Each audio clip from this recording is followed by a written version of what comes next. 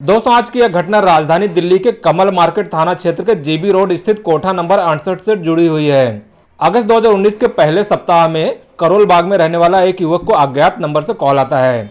Call करने वाला व्यक्ति अपना नाम नहीं बताता, लेकिन कहता है कि क्या तुम रानी के भाई हो। तो वह युवक जवाब देता है कि हाँ, मैं रानी का भाई बोल रहा हूँ, और आप कौन बोल रहे हैं। फिर से फोन करने वाला व्यक्ति कहता है कि तुम्हारी बहन इस वक्त जीबी रोड के कोठा नंबर 68 में है, उसने यह मैसेज मेरे माध्यम से तुम्हें भेजा है। युवक घबरा जाता है और पूछता है कि तुम कैसे जानते हो। कॉलर बताता है कि वह रानी से कई बार मिल चुका है और इसे इस बात का पछतावा भी है। इतना कहकर वह फोन काट देता है।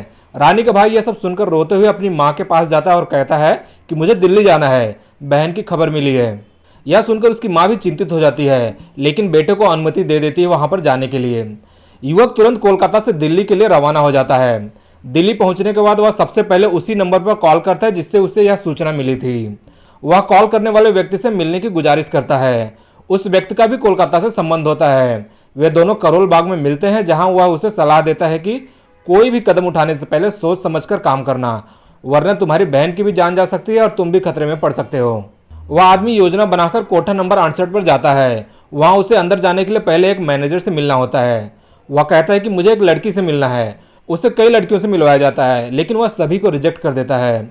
अंत में मैनेजर कहती है, यहाँ एक नई लड़की आई है रानी, उसकी बहुत डिमांड है, अभी एक ग्राहक के साथ वह मौजूद है। युवक तुरंत कहता है कि मैं इंतजार करूंगा उस लड़की से मिलने के लिए। दोस्तों कुछ देर के बाद जब रानी का दरवाजा खुलता है तो उसका भाई उसे देखता ही रह जाता है। रानी की भी नज़र भाई पर पड़ती है, लेकिन वह एकदम सहम जाती है। शर्म और घबराहट में वह कुछ भी नहीं बोल पाती। भाई तुरंत उसे कहता है कि मुझे यह लड़की चाहिए। रानी वापस अपने कमरे में चली जाती है और भाई भी अंदर चला जाता है। दरवाजा बंद होते ही दोनों फूट फूट कर रोने लगते हैं, लेकिन उन्हें अपनी आवाज़ दबानी पड़ती है ताकि बाहर तक यह आवाज़ ना जाए। समय सीमा खत्म हो गई है, बाहर आ जाओ। वह युवक कहता है, मुझे कुछ और समय चाहिए, मैं अधिक पैसे देने के लिए तैयार हूँ। जब रानी को यकीन हो जाता है कि उसका भाई उसे बचाने आया है, तब वह अपने दर्दनाक अनुभवों को बयां करना शुरू करती है। रानी कोलकाता में एक मल्टीनेशनल कंपनी में काम कर रही थी। वहाँ उसकी दोस्ती ज्योत्सना नाम की एक लड़की से हो गई थी। एक दिन ज्योत्सना रोते हुए कहती है कि उसे दिल्ली में 1 लाख रुपए की जॉब का ऑफर मिला है, लेकिन उसके परिवार उसे जाने नहीं दे रहे हैं। रानी उसे समझाती है कि यह एक अच्छा अवसर है। बहुत अच्छा अवसर है, अगर तुम्हें अच्छा लगे तो जॉब ले लो। दोनों की दोस्ती बहुत ही गहरी थी। कुछ दिनों के बाद ज्योत्सना कहती है कि उसे 10 जून 2019 को दिल्ली में इंटरव्यू के लिए बुलाया गया है और उसके साथ एक आदमी रमजान भी जाएगा। रानी को भी अच्छी नौकरी की तलाश थी, तो उसने सोचा कि क्यों न वह भी दिल्ली चली जाए। ज्योत्सना ने कहा, ठीक है, तुम भी मेरे साथ चल सकती हो। 10 जून 2019 को रानी दिल्ली पहुंचती है और इंटरव्यू के बहाने से जीबी रोड के कोठे में पहुंचा दी जाती है। वहां उसे एहसास होता है कि वह बुरी तरह से फंस चुकी है। पहली रात 11 जून 2019 को रानी को नशीला पदार्थ पिलाकर बेहोश कर दिया जाता है। जब उसे होश आता है तो 15 से 20 लोग उसके साथ घिनौना काम कर चुके होते हैं। रानी जब भी विरोध करने की कोशिश करती है तो उसे हर बार नशे का इंजेक्शन देकर बेहोश कर दिया जाता था। हर दिन उसकी मांग बढ़ती गई, क्योंकि वह सुंदर और पढ़ी लिखी थी। उसे बाहर निकलने की बिल्कुल भी अनुमति नहीं होती थी। अब सवाल ये उठता है कि आखिर मदद कैसे मिली। एक दिन कोलकाता का रहने वाला एक ग्राहक रानी से मिलने आता है। वह पहले से कई बार रानी से मिल चुका था। रानी उसे विश्वास में लेकर विनती करती है, कृपया मेरे भाई को फ़ोन कर दो। शुरू में वह व्यक्ति मना कर देता है, अगर मैंने ऐसा किया तो ये लोग मुझे मार डालेंगे।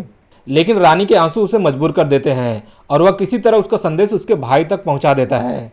भाई दिल्ली महिला आयोग जाता है और किरण नेगी नामक अधिकारी को अपनी बहन की पूरी कहानी बताता है। किरण नेगी तुरंत महिला आयोग की अध्यक्ष स्वाति मालीवाल से संपर्क करती है। स्वाति मालीवाल इस घटना को सुनकर दिल्ली पुलिस डीसीपी मनदीप सिंह रंधावा को फोन करती हैं। इस प्रकार 9 अगस्त 2019 को महिला आयोग और दिल्ली पुलिस कमल मार्केट थाने की टीम के साथ कोठा नंबर 68 पर छापा मारती है। अंदर जाकर पुलिस को भाई और बहन दोनों मिलते हैं।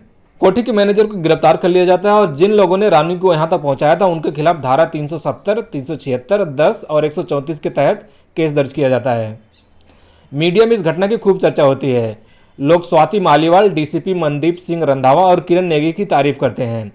रानी को उसके भाई के साथ कोलकाता वापस भेज दिया जाता है और इस तरह एक भाई ने अपनी बहन को इस नरक से बचाने में सफलता पाई।